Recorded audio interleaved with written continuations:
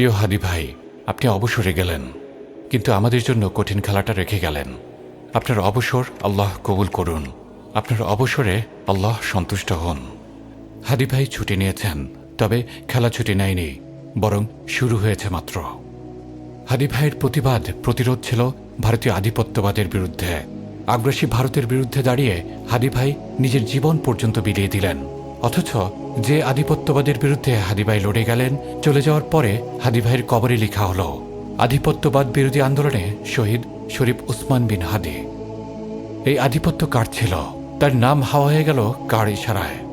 আগ্রাসী ভারতের নাম উচ্চারণ করতে কার লজ্জা, কার দ্বিধা, কার ভয়? আপনি যদি একমত হন, এই ভিডিওটি শেয়ার করুন এবং ক্যাপশনে দিন, আগ্রাসী ভারতের নাম কেন মুছে দিলে?